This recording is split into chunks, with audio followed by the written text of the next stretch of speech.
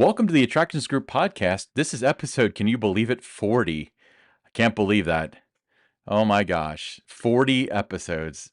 Don, how you doing today? I'm doing great. There's a lot of TV sitcoms that don't last 40 episodes, so I think we're doing great Yeah, here. we have not been canceled in that regard yet. Awesome. The key word is yet. Yeah, I keep my head up every day. That's right. That's right. Awesome. So, Ryan, before we get going, last week our Twitter was on fire. A lot of great content, a lot of really good engagement with our followers, getting a lot of new followers. You had one particular tweet uh, that was out there.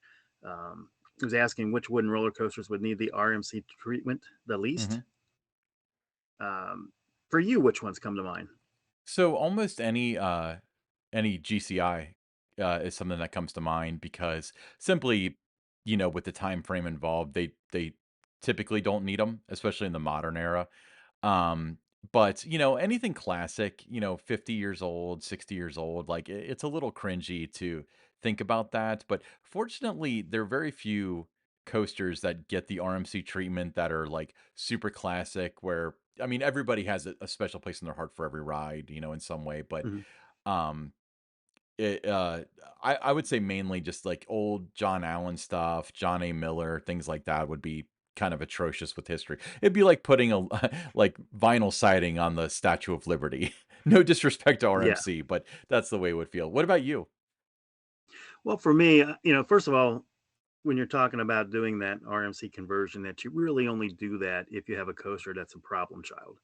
It's either has a lot of downtime, just major issues. It's the experience isn't enjoyable, fun. So you don't do that unless you have that situation. But for me, it would be, the first one that comes to mind. You see it every now and then. People are like RMC the Beast, absolutely not, cannot touch that ride. Coney Island Cyclone, cannot touch that ride. I think the Jackrabbit at Kennywood cannot touch that ride, Yeah, I love. Yeah, and the Thunderbolt at Kennywood cannot yeah. touch that ride. So those are the ones that come, right off the bat that I would say no. Thunderhawk at Dorney Park, that's another one that it's been around for a long, long time. You just don't want to mess with it. I mean, it works. People enjoy it. So why try to change something? You don't fix what's not broken. Yeah, I completely agree. And you made a statement that kind of stuck out to me. You said you only RMC the problem child.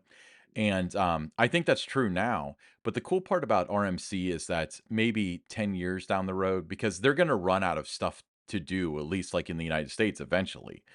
But I think that it's gonna be kinda like dark rides, where you can have a popular dark ride, but it's run its course, they gut it, they redo it, and it may be Hmm. possible that maybe a coaster built in, like, the late '90s, early 2000s, where if, like, it had its moment, it's had its popularity, but it's time for something new, that could be an option, but for now, you're right, it's usually the problem child, it's usually ones that are less popular, that are rough, that are maintenance nightmares or whatever, that RMC steps in and breathes some, um, some new life into them. Yeah, and everything that RMC has done, every conversion, I mean, the rides have been incredible. The ones that they start from the ground floor up, they're incredible. Mhm. So great product, that they put out there. It's just some rides don't need it. Yep, more on RMC in the future. Now, another tweet that we had was asking if a Larson loop was a credit. And it's funny because it was more of a thought, like it was like a thought experiment because a Larson loop is not a credit to almost everybody, but the Skyline attractions that are very similar to that, they're just not loops, are credits, but they work the same way. It's a constant drive wheel situation. So let me ask you this. Speaking of credits, when we talk about rides like the Racer, Gemini, Racer 75, and so on, all racing coasters, are they one or two credits? All right, for me, it's one credit, and I'll tell you why. The name of the ride, The Racer, singular, means one. If it was The Racers, then I would say, yeah, give it two. But yeah, for me, I've always counted it as just one. But everybody, whatever makes them feel good about their coaster count. If you want to count it as two, go for it. If it's just one, go for it. At the end of the day, it really doesn't matter on that. No one's really keeping score except for yourself. Right, except for the other Twitter followers, I suppose. Yeah, yeah, yeah. But I mean, it's important to some people, about that. But yeah, you want to ride each different side. But for the most part, if the layout, the design is the exact same, on each side, that kind of thing, then it's one. And I always go back to the name of the ride. It's singular. Racer, So if Gemini. you ride It's not one Gemini's. side of the racer or one side of Gemini, is that a half credit? I don't know. It's just a ride. You rode it. It's no different than getting in the scrambler. It's one, you know, and going to the next ride. I mean, there's gonna be somebody that's running for the presidency of ACE or something, and they're gonna include their coaster credit count in their, like, pitch. It's gonna be controversial because of something like that, I bet. The tangle Yeah, will it's we like wave. it's a fun thing, you know. Like I said, it's really fun to and that's what's great about the enthusiast community is just those kind of debates. Is it one credit, two credit? Is this that or the other? I think that part is what really makes that community fun. Is just watching all that discussion, those debates. Yeah, and also, I mean, I think that it is a valid argument. It's a conversation to be had, and it's not even necessarily like it's important whether the racer is 2 credits or 1, but when is a ride a different ride? Because if the White Lightning at Fun Spot, it's got Titan Track on it. That fundamentally changed the ride, but not a lot. So is that a new credit? I mean, I would say no, but I could see an argument for it. So, I mean, yeah, it goes that way too. If something got changed or a ride got reprofiled a little bit, there was the Cyclone when it was called Riverside, Park years ago, mhm. back in the '80s. They reprofiled it after a few years and it changed the drop, so everybody was like, "It's a new credit now." Well, I don't know. I mean, I never counted that one as twice, and I wrote it both different ways, and to me, it's just one. But everyone else has a different way they want to do it, and again, that's what makes it fun to have those kind of discussions I and debates. agree. They're all And the spirited. one thing that the one debate that no one has set fire to yet that I'm probably doing now is Son of Beast with or without the loop. Is that 2 credits? Because that's a pretty darn fundamental change to that ride. That was the signature element, and they removed it. And you change the trains too, totally change the trains. So there, you might lean to that one as being a second credit because it was a totally different experience with the different trains and the loop being gone. But moving on, we want you to subscribe to our YouTube channel.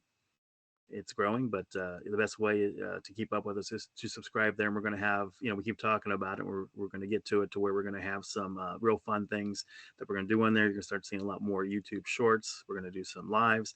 So be sure to subscribe if you haven't already. Where we can be heard on all your favorite podcast apps. And be sure to follow us on Twitter. Get involved in those conversations that we're having. It's a lot of fun. And the Twitter is attractions_GRP. And don't forget, sponsorship opportunities are available on the Attractions Group podcast. A variety of different things that you can sponsor, a title sponsor, the Pick Six. But just send us a direct message on Twitter if you're interested in becoming a sponsor of the show. So, Ryan, Yes. what do you want to talk about tonight? It's we've had a bunch of great guests recently. Tonight it's just the two of us. But you know what's happening? Parks are opening all around the country because here in the northern hemisphere, it is springtime. So let's talk about park openings. We'll talk about the PR behind that, the physicality behind that, the way that makes us feel. I love this time of year, Don, don't you? Oh, I love it too. It's always fun. Awesome, awesome. Cool. Well, I mean, here's one thing that's always been a question that it's really hard to kind of phrase this, and it's probably different per situation.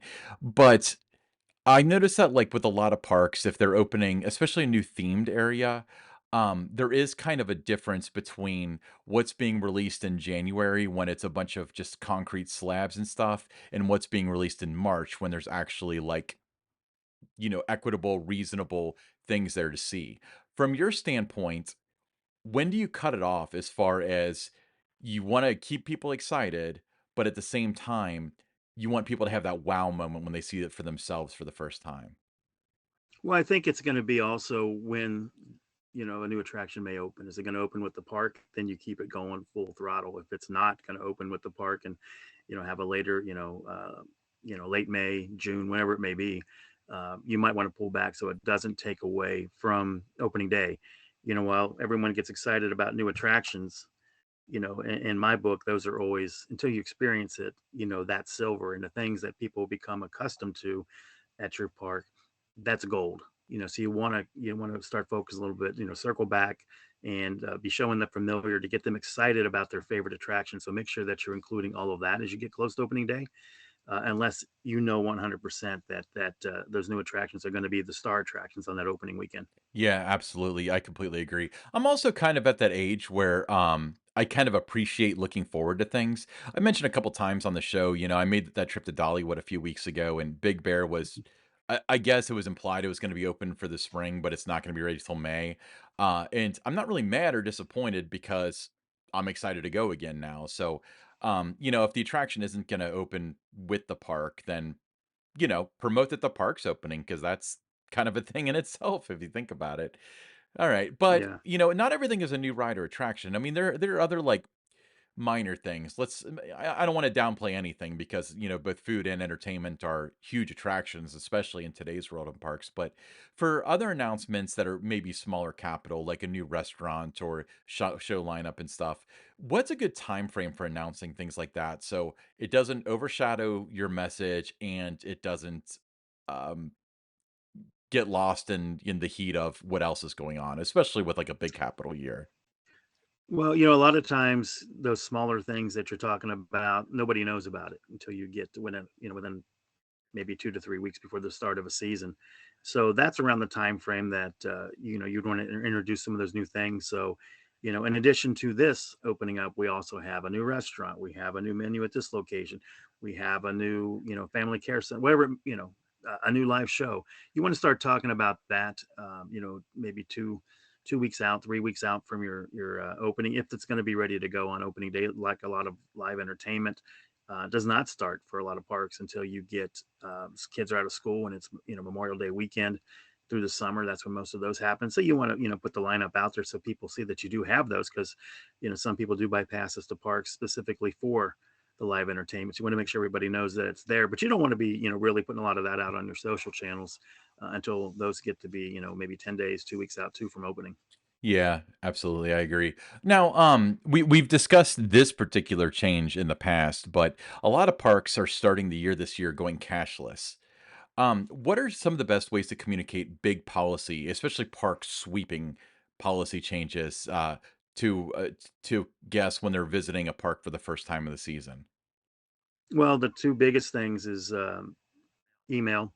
Still, the best way to communicate with your audience, with your guests, is your subscriber list, your email. So you want to make sure that you're communicating it first and foremost on email. You want to use your mobile app for that with mobile messaging. Then you have your shared channels with your Facebook, your Twitter, Instagram, um, YouTube, if it warrants that kind of a change for people. And on your website, obviously, you want to have a place to drive all that traffic so they can learn more about it. But you need to be transparent about that as early as you can. If you're going to go from being a park that takes cash to now you're cashless, so you want to make sure that you're giving people enough time to be aware of what's happening there. That kind of a change. That's pretty dramatic for a lot of people. If they're used to always bringing cash with them, and now they have to go with the cashless route. Yeah, I can imagine that would probably affect at least a percentage of the population. Probably every year it's a little bit less, but there are some people that really that rock their world and they had to make an You, adjustment. you know what I found though is in this, between the attractions industry and sports, is that the guests to the parks, the fans at the sporting venues, they after they get used to it, they really like it because it cuts down on the wait time in the lines to get food or merchandise or play games, whatever it is, and it just really enhances the experience. So it's always that shock right up front when that first happens, but after they experience it a couple times, they really like it. I'm definitely one of those people who was excited when I first heard that it was happening because I'm a big fan of digital payments and stuff like that. So Hmm. the last thing I want to do is have somebody dole out, $100 bill to, a 17-year-old that probably has counted money 5 times the whole time they've worked there and then have to sit Yeah, through that. So I was glad to see that yeah, and change. you and I talked about this in one of our initial episodes with cashless, where I talked about my experience at a Tampa Bay Rays baseball game, and they were the first to do that and go that route, and just how you know smoother the transaction took place and how much quicker I got back to my seat. I wasn't missing any of the game. So I was a big fan of that. And as more and more parks started to go that route, I've become even a bigger fan of it. So I think it's great. I am One less thing to care I about. am yeah, well, first of all, coins could arguably be dangerous at a theme park, because if you're riding stuff, they could go fly. It's a loose article, you know. So I'm glad that that is reduced. But secondly, it's the difference in line is noticeable. And the cool part is most places have a system that's has a meaningful change when it comes to digital. In the past it was always printed out, here, sign this, that sort of stuff. So you might as well pay cash. But especially with the tap payments, your Apple Pays and stuff, you walk up, they ring it up, you tap it, it's done, and the line moves so much faster that way. So it just that little 30 seconds that the cash adds to the transaction times everybody in line saves you approximately 26 years of your life within that day. And I'm doing the math on that. I'm sure it's correct. Of Well, course. Awesome. but the big thing is if your park has an email list you can subscribe, definitely do it because that's going to be the best way for a park to keep in touch with you is through email and a mobile app. Email and a mobile app, with the mobile app becoming more and more important every day, I think. We did an episode about the perfect mobile app. I think maybe we should do an episode someday where it's talking about how to sell the mobile app to people, like the methods to get them to download it Hmm. and stuff, because I think that's a conversation that should be had. It's a Um, game changer if you do it right. it is, because it can save you a lot of money, it can make you a lot of money, and it can improve the experience for the guests. So I think it's a win-win in several different directions.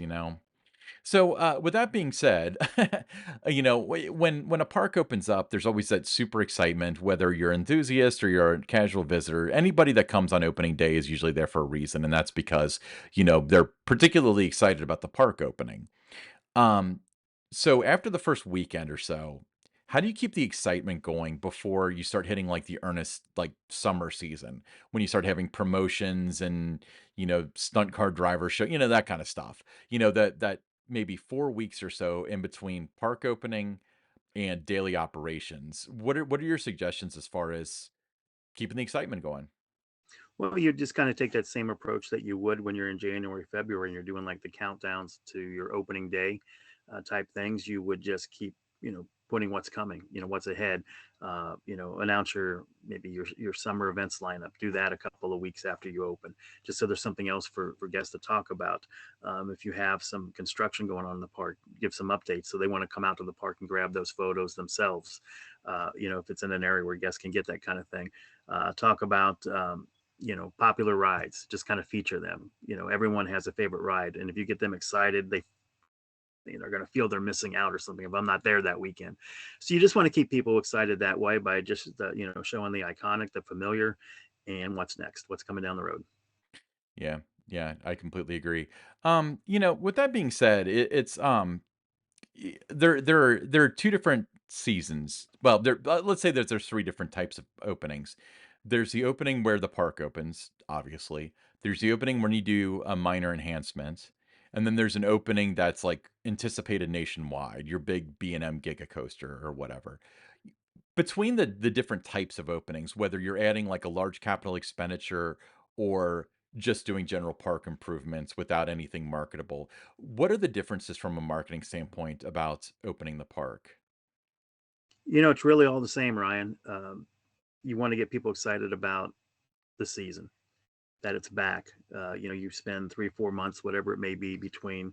If a park has a winter event or whatever, then it's about 4 months before parks back are open back up. So you're really just trying to tap into the emotion. So whether you have a brand new ride or you have nothing, you have something that everybody loves about your park. So you just got to make sure that you're pushing those iconic, familiar attractions as well. If you don't have any big new capital that year, and just do the countdowns, get people excited. They want to get outside, again because it's been cold all winter. They want to have fun. They want to do it with family and friends, and you just need to tap into those emotions. And regardless of what's new, it's the same format, the same way to go about it to get people interested and excited. Yeah, I mean, I think that you do. I mean, if you're competing, it would be an unfair advantage to have a $30 million coaster versus nothing, certainly, because with one you're on the national news and with the other one you're Yeah. not. But yeah, you're right. I mean, it's either way. It's you want to be the And in most cities, yeah, most cities, for like a seasonal park, opening day is a big day. sure. It's like the first sign of springs, is here, and summer's just around the corner, so it's always a big story. So you're going to get that opening day coverage regardless of what you have in the park. It's just the focus might be a little different sometimes. Yeah, yeah, and you're right. I mean, it's it's the first day of spring, and or not the first day of spring, but it's first real earnest sign of spring of the park opening, and the baseball teams do that too. It's opening day. Can you believe? I mean, they start doing it in February with pitchers and catchers reporting. Oh my gosh, it's going to be warm soon. But it's not. Yeah, But exactly. that sort of thing. But you get excited about that if you're a baseball fan. February 15th, you're excited. And you don't, if your team didn't make any major acquisitions over the winter and they're not going to be a team that's going to go to the World Series, people are still excited for the start of a baseball season. It's the same concept. Yeah, I mean, it's just like anything else, when pitchers and catchers are reporting, that means you've turned the corner, and we're as opposed to coming down off of the previous Mhm. World Series, you're preparing for opening day. Yeah, what you want to do though, if you're in a communications position, is you want to kind of take a page from the NFL where they have made themselves 24/7, 365. Mhm. So you want to stay top of mind all year long with your audience, with your fans, and just keep feeding them. I'll keep saying keep feeding the beast, but yeah, you want to as long as you're giving them things that they're going to get excited about, the iconic, they're familiar. Um, you can give them as much as you want, and they're going to absorb it all, and they're going to be really pumped up when the season begins. Yeah, I completely agree. The NFL is a really good example because if you look at kind of what they do, the I would say that the season itself. When would you say the season actually runs as far as the excitement goes? Because you can't really say August through February because it's longer than that. Um, So Labor Day, pretty much the regular season starts in Labor Day. Training camp start the end of July, okay, and then you just kind of keep going. But they've got the the draft, they got the combine, yeah, combine, they've yeah, got the pro workout days, mhm. they've got the cycle of all the coaching changes going on, they've got the rule changes going on, the schedule announcement, they do big countdowns for that, they release a couple of games at a time. Here's our our Monday night opener for the season, here's who's opening on Thursday. It's not the full schedule yet, so they have everybody just so excited for that announcement of the schedule by the time they get to that point. So it's just they just do a phenomenal job of staying top of mind with NFL fans, and in the attractions industry. You kind of have to do the same thing.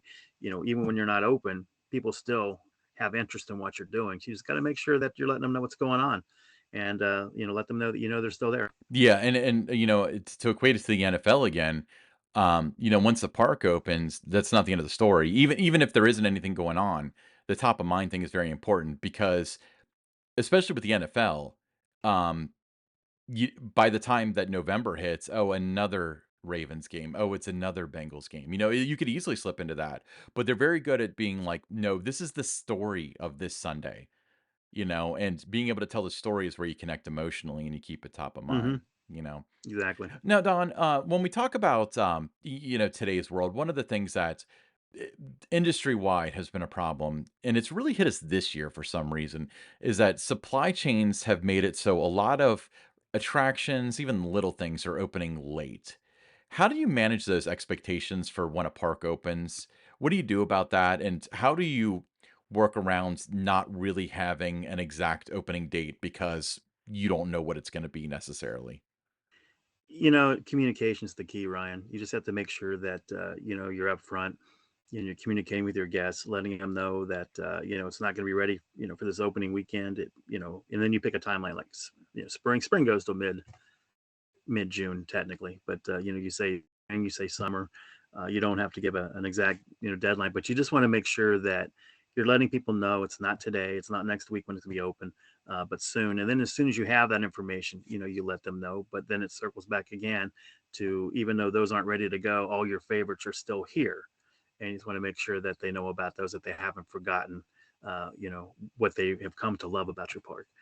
Yeah, exactly. And setting the expectations obviously is very important because I know that at a park I visited this season, they had like a restaurant that wasn't opened and it was clearly under construction, and they were like, "Oh, I've heard it's opening next week," and it's like, use your brain, dude. That's not going to happen. But um Yeah, you're right. It probably is kinda difficult when you can't put, a sign on the new ride saying opening June 1st or whatever. People's imaginations run wild, probably expectations, get exaggerated, but you're right. Communication is definitely, um, the route to go with that. Yeah, just make sure everybody knows what's happening. If you're working for a park and you need to let your guests know so they don't come expecting. Now, at the same time, you can send out the emails, you can do the mobile pushes, you can put it on your website, you can put it on social media, you can do news stories, and there's still going to be people that don't know. When they get Mhm. there. So you're always going to deal with that a little bit, but you just do the best you can just to make sure people know, that's not ready yet. But here's what you can do on opening weekend. You want to make sure everybody knows that these rides are still there, these shows are still there, uh, this shop that you love is still there, your favorite food is still there. We still have the treats, those kind of things that everyone loves and are part of the tradition of going to a park. Everybody has that thing that they do every time that they're there. So just make sure that people still haven't forgotten about those things, and you know you'll get to those new attractions when they're ready. So let me ask you this. Let's say it's January 15th, your park opens in, early April or whatever. Um, Maintenance comes to you and says, "Hey, the new attraction, we're looking at Memorial Day weekend." Do you communicate that out immediately, or is there, like, a Not good until time you frame? know. Yeah, you don't know until you know. So you want to make sure that you wait until you have a final. This is definitely it. Because if you go out with that and then all of a sudden something changes and it's going to be earlier, then you've got the other thing where, why plan my visit now? Memorial Day because that's when you said. So you just wait until you know. Okay, so you're saying that, a lot of times when dealing with guests, there is a risk of overstating it where, you know Exactly. you know, um Yeah, yeah. You only, like I said, you wait until you know, and you don't know until you do know. So if somebody says it doesn't look good in January, well, it might look pretty good in March. So you just wait until there's that confirmation that this is definitely what's going to take place, and that's when you want to communicate that out. You don't want to jump the gun and be ahead of it, because things change all the time. I mean, it can be, you can have terrific weather all of a sudden. A stretch of 6 weeks of where it's 60 degrees, in February. Nobody expected that. And you get so much more done than you thought you were going to get done. So just things change all the time. Yeah. Well, let me ask you this. So, a lot of attractions that are not opening on time are being advertised to open in the summer. And as you mentioned, summer is more like mid-June from like a scientific standpoint. Is there a risk to that because it could be Memorial Day, which to socially is the beginning of summer, but scientifically Yeah, it's not? no, no. I think everybody kind of identifies. They don't really look at the calendar for what that actual date is for summer. I think everybody looks at Memorial Day, and then you have all the water parks and pools opening. I think they look at that as the official start of summer. Okay. Yeah, I mean, unofficial start of summer, I guess it would be. Hey, Yeah. so you've got a lot of experience being around a park that's closed during the off season, obviously. And anyone that's ever walked around a park, especially like 48 hours before opening day, there's stuff everywhere. It doesn't look ready. You come back that Saturday for opening and everything's pristine. What do those last few days look like when you're opening a seasonal park for the season? No, it's a beehive of activity. It's all hands on deck to get parks ready to open. And when it does open, you never, the public, they don't know what it looked like 2 days ago when it looked like there's no chance. So I was fortunate enough long before I started working in the industry to be able to come in and do walk around and look at new attractions and things, and visit with people at the park. And I always had in my mind, no chance that's going to be ready to go on Saturday. If I was out there on a Wednesday or Thursday, and it was always done. So when I got into actually working in the industry, um, you still wonder how it's going to get done, but it always gets done. So you don't stress and worry about it, because that everyone's going to step up. There's going to be that one team effort, and it's going to be done, and the park's going to be shining on opening day. Yeah, I mean, and probably it's one of those things where, you can take a Ferrari and cover it in mud and it'll look like, a broken out old clunker, and then you take it through the car wash and it looks like a Ferrari again.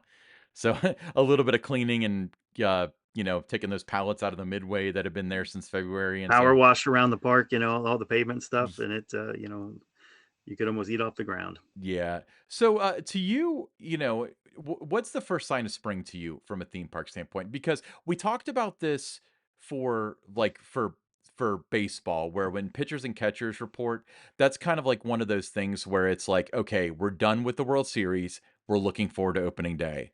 Like to you, where do you draw that line as far as is it when they first start cycling rides, or is it like when they start bringing the cars back? What are your thoughts? Bringing the cars out. Yeah, when you start to see the forklifts bringing the cars, the ride vehicles back out to the attractions, followed by putting those cars and the trains back together, then the cycling for the test runs. So that normally starts to happen about 6 weeks before the park opens.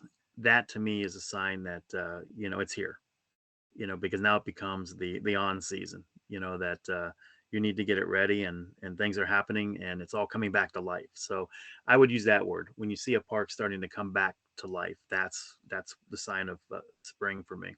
Yeah, yeah. I mean, I completely agree. I mean, I don't have the experience of seeing that every day or anything like that or every year, but you're right. I mean, when you get out of the mode of decommissioning 2022 and you get into the mode of commissioning 2023, that's the first sign of spring for me. So I think that's probably a pretty exciting thing to see in person every No, year. it is those first cycles, and I mean it gets you excited, and knowing that your opening day and your season is just around the corner when you see those trains and other ride vehicles cycling. You might not think much of a scrambler, in motion, nobody riding it, but it's exciting because it's here.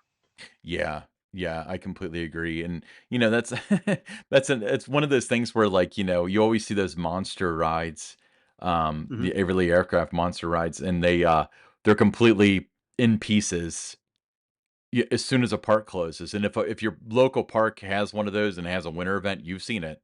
And Oh then yeah. they seem to be one of the earlier ones where they start reassembling them. So it's something like that. You can even use that ride itself to gauge it.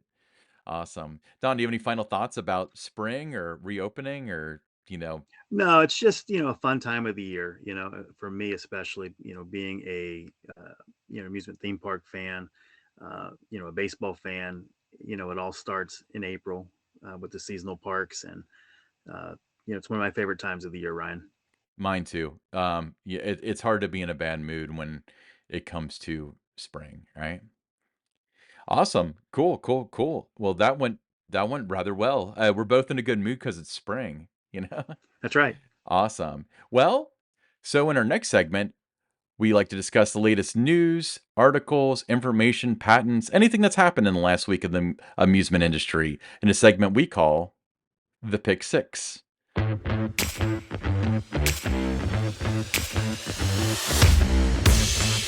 Don, what are we starting with today?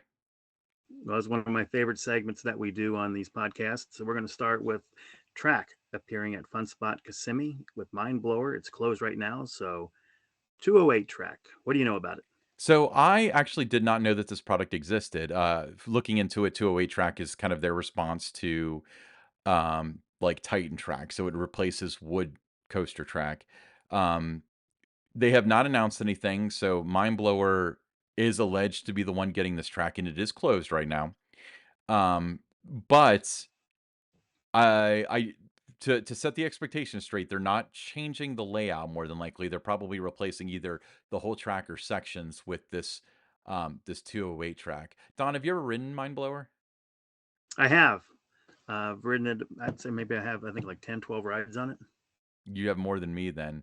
Well, I Mindblower. wanted to try to ride it in every seat. So, it was just to make sure that, because every seat's going to be a different experience. But it's been a couple since I've been on it, though. I think the last time would have been 2019.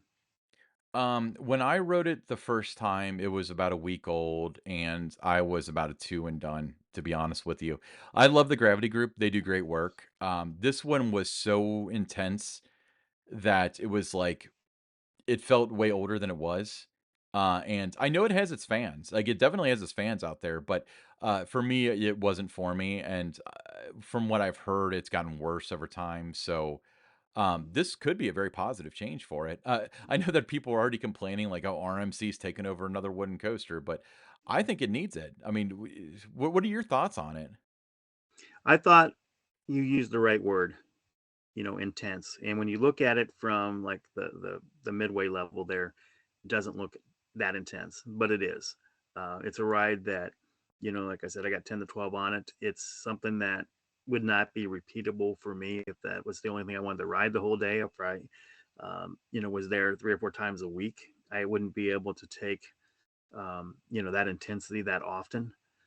So, yeah, I think that this is going to be a good thing. You're right; it does have its share of fans that love it the way it is, but I think it's going to enhance the ride experience. I think it's gonna save the ride in the eyes of the public because if it progressively got a little bit worse over time. Now, to be clear, the whole thing was relatively experimental. It's an honest looping wooden coaster. You know, so if they put these pieces in and then it ends up being a really good ride, then Fun Spot does have they got a winner on their hands again. Because Hmm. they start getting that buzz again. So good on them. All right. So not to leave RMC alone, they're still on the move, and it was reported yesterday that Wildcats Revenge Lift Hill has been topped off. Did you ever ride the original Wildcat? I did not. I wanted to, but never got a chance to do it. But these are always exciting moments. It's exciting if you work at the park. It's exciting if you're part of the coaster community. It's exciting if you're a pass holder that just enjoys, riding roller coasters. To see those milestones happen, because then it's getting closer to being completed, and it's just a question of time now before you're going to be able to ride. I always thought that the whole engineering and math and planning behind cutting out sections of a wood coaster and replacing it with your own stuff was just mind-boggling, and I would never be smart enough for that. But You know, it used to be like it with I mean, granted, Steel Vengeance is definitely a larger project, but Steel Vengeance shut down Mean Streak 2 years in advance. This just shut down in July. So, it seems like it was kind of ambitious to get this thing going in the matter of a year Hmm. or so, you know? Oh So yeah, so I the fact that they're topping it off now and they plan to open it sometime this summer, I think is what they're reporting. I think that's pretty impressive, don't you? I do. And like I said, it's always exciting when you see those milestones like that, like getting topped off or that final track piece goes into place. And I'm always amazed that whether you're building any kind of steel coaster, that just the precision, that final piece, you're always wondering, well, what if it doesn't fit? But it always does. Yeah, because these people know what they're doing, right? That's Awesome. why I take the pictures, the video of it, instead of being on the crew putting it together. Yeah. Exactly. Well, Ryan, the wait's finally over at Busch Gardens, Tampa. Falcon's Fury has reopened after what, about a year or so that it had been down. I'm just operating off the top of my head, but I think it closed with COVID and never reopened. Yeah, never reopened. Yeah, yeah, it's been a couple years then. Because if you recall, Falcon's Fury, when it opened, and I mean it's been open for about 10 years now, but it opened super late because they were having just all sorts of issues with it. For those of you who don't know what Falcon's Fury is, it's at Busch Gardens, Tampa, in Florida. It's a drop tower where you get to the top, it faces you forward, kind of in a flying position, and then drops. If you are afraid of drop rides, then this is not the ride for you. With that being said, I'm terrified of drop rides, and I rode it. That was pretty terrifying. Did you ever ride that one? I know you're a big I did, Tampa and area it's fan. it's both fun and thrilling. So not afraid of heights, anything like that. So I was looking forward to riding, and I thought it was fun. Yeah, I don't know how I got talked into writing, and it's what's funny is I've been very clear that my favorite ride on earth is Tower of Terror at Disney's Hollywood Studios. But with that being said, I'm generally not a big fan of drop tower. I'm not afraid of heights. I don't. I mean, we could get into deeper of this psychology behind my dislike of drop rides, but that one was particularly thrilling. It's very tall. It's in the the 300-foot range, but when you're dropping down, you're laying flat. It really feels like you're going to belly flop the ground. You know Oh, it does. It does. Yeah, not afraid of heights, afraid of wits exactly, exactly. with that. But no, if you're there in that area, definitely try it. It's a unique experience, and it's not something you can do everywhere. So if it's there, take advantage of the opportunity and ride it. Absolutely. All right. Next story is I think this is number 4. So to go back to this, Super Nintendo World opened at Universal Hollywood several weeks ago. I think back in February, actually. Just an update on that. The Super Mario Brothers movie, which is tied to the same franchise, has made nearly $700 million. Now that is the largest opening of an animated film. It knocked off Frozen 2. So they've got something on their hands right now, but now people are really flocking to Super Nintendo World in Hollywood. They've already had one that was announced for Epic Universe at Mhm. Universal Orlando. Do you think that Universal maybe have tripped and fallen and landed on the next Mickey Mouse with this stuff? I mean, I think it's looking that way. Mickey Mouse, Harry Potter. I mean, it's huge. But $700 million. I mean, it's. I knew it was gonna be popular. I didn't know it was gonna be 700 million popular that quick. And it's well deserved. I've been sitting on an AMC theater gift card that I got for a birthday a couple years ago, and it's just one of those things that's like sat in the center console of my car forever. And it's like, yeah, I'll see. I'm not a big movie goer because most movies are terrible. But that was one where I was like, you know what, that'll be fun. So I just kind of burnt it up and saw it, and it was so funny and so charming and so rewatchable. And the best part was 90 minutes long. So it wasn't this 3 hour, like you have to go to the bathroom 6 times during it. It was just one large gulp, Coke Zero, and a large popcorn shared between me and my girlfriend. So it was that length. But now they're talking about like it's almost definitely greenlit for a sequel. And they're already talking about like, well, what else do they have for Nintendo? They got Metroid, they got The Legend of Zelda. Um, Legend of Zelda, everyone's kind of like eyeing like maybe that where Poseidon's Fury was, Legend of Zelda Land will be. I mean, I think that could sell tickets That'd too. be good. Yeah, I mean, Yeah. and the cool part is The Legend of Zelda, it's with Harry Potter, when they put it in, I wasn't sure what it was because I was too old for it when it came out, you know. But Legend of Zelda, like the first game came out in like 87 or so, and then there's one that's coming out in May, and there've been about 25 in between. So there's everybody who's been exposed to that property. I think that's really cool. So I can't believe that Universal they're sitting on it. They're sitting on a rocket ready to take off. So Epic Universe can't open soon enough. I wonder if they're going to pivot to start doing more with the Super Mario stuff because it's clearly there. Yeah, great There's opportunity with that and what they can do with it in the future. yeah, absolutely. What's next?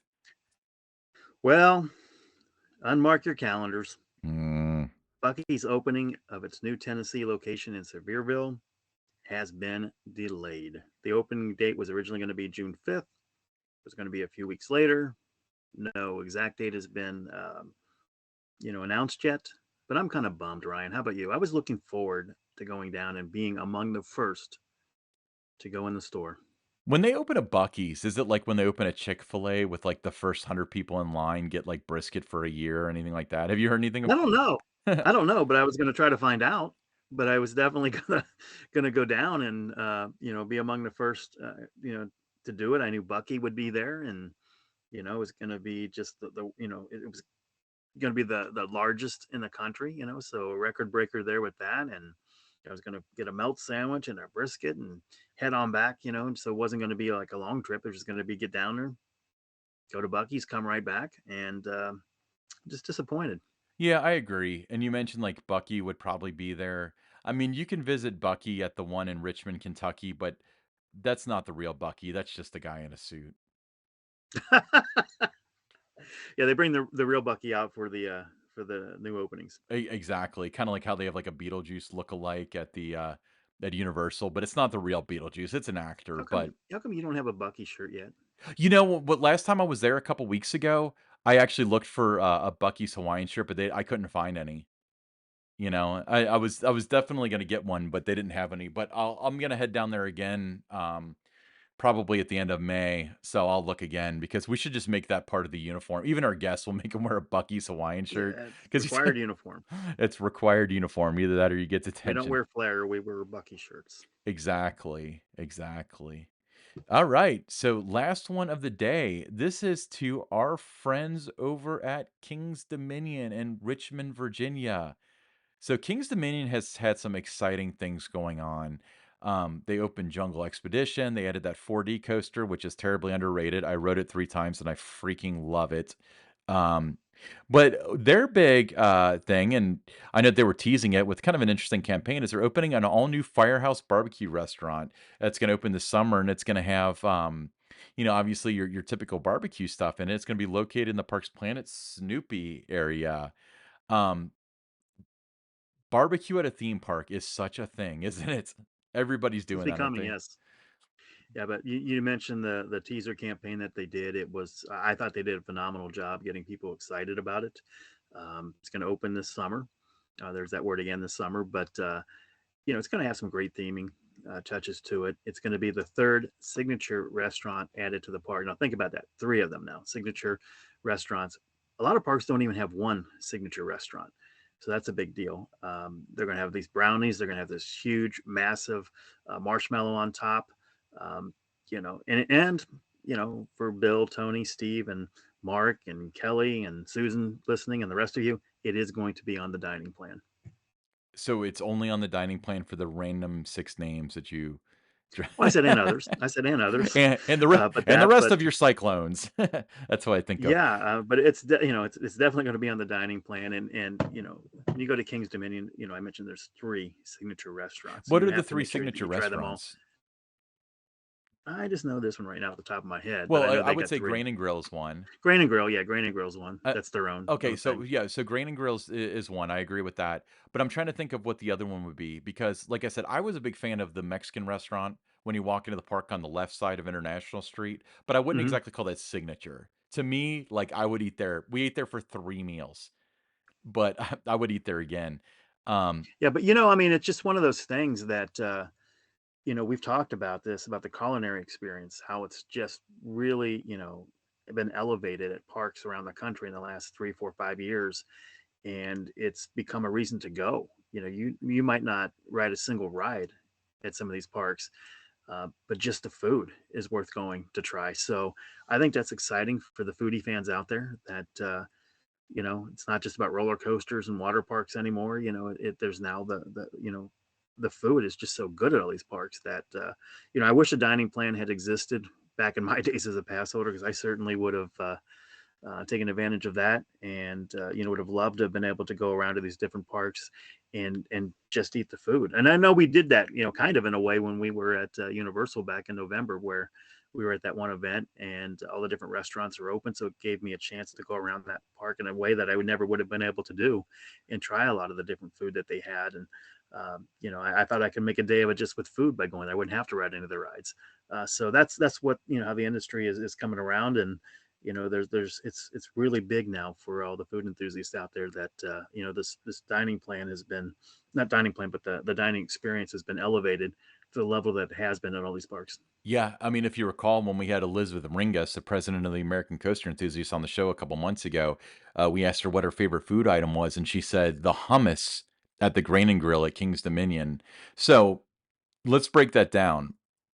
15 years ago, if I would have told you that we asked the president of the American Coaster Enthusiasts what their favorite theme park food was, it would have been, for one, at King's Dominion, for two, at a place called Grain and Grill, and three, hummus. Like, doesn't that just blow your mind that we can just accept that Yeah, now? yeah. I mean, before, I remember, when it was basically, you got chicken tenders, hamburgers, hot dogs, pizza, Right. and maybe some parks had fried chicken. But that was your options, and you get your fries or whatever, and then you had the treats.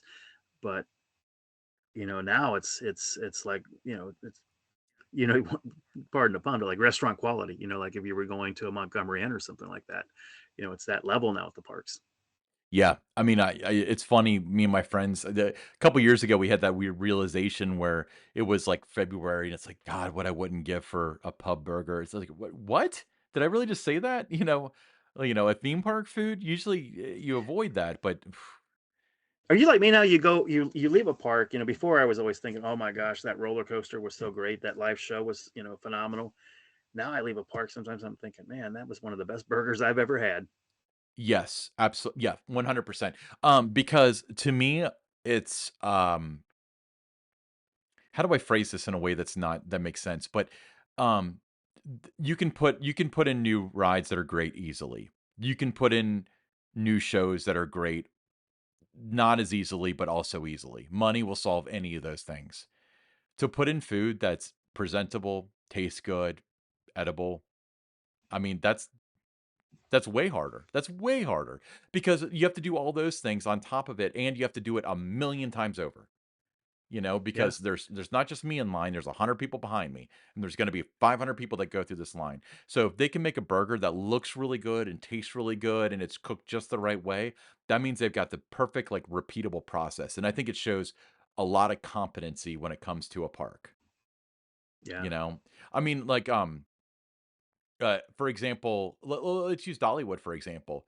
Like, everyone talks about their food, and it's the food is excellent, but I don't think it's the fact that it's excellent. I think that it's the fact that it's different because, they've got your mashed potatoes and gravy and stuff like that, stuff you don't find at parks.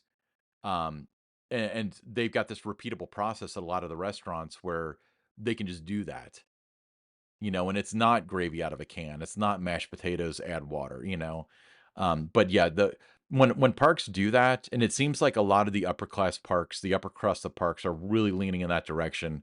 To me, that shows a lot of competence. It shows that management priorities are in the right direction because, as people say, you got to eat. So if I went to Disney and they just had cruddy burgers, I would eat the cruddy burgers because I don't want to die, because I have to eat to live. But Yeah. it's different when it's kind of like, oh, hummus on a whole grain cracker, or whatever. But so I think that having high quality food it shows competency and it shows respect for the guests. So I think it means a Oh, lot more than absolutely. just the food. Absolutely. I agree with you there. Awesome. Well, that's our pick six. We should probably have done a seventh because we're on a roll. Awesome. Don, do you have any final thoughts this week for spring or Pick Six or RMC 208 track or Falcon's Fury or Poseidon's Fury or It's just an exciting time of the year, because before we know it, it is going to be Memorial Day. The water parks are going to be opening, and we'll have to do a segment on that of all the different water parks around the country. And um, it's just a fun time of the year. Where you're outside and you're with family, you're with friends, you're just having fun again instead of being locked up because it's 18 degrees outside. So it's the best time of the year when all these parks are opening. I completely agree. Don, thank you once again. We'll have another guest next week. Really exciting show. I won't tell you who it is, but it's somebody that if you're in the industry and you know who they are, if you're not in the industry, you do not know who they are, but you're going to love what they have to say because they are very smart and very good at what they do. Make sure that if you're watching us on YouTube, thank you. Make sure you hit that subscribe button down there at the bottom. If you prefer to listen, then you can always just follow us on, your favorite podcast apps, Apple, Spotify, Google, whatever. And if you're listening, then make sure you follow us on YouTube. You see how this works. Um, and follow us on Twitter at attractions_GRP because we've been having a lot of fun with the Twitter recently. So you want to join in on the conversation. But thank you, everybody. If your park is opening, then enjoy it. Have a safe trip there for opening weekend. Try the food. Let us know how you think. Make sure you tweet at us and have a great day. Thank you so much.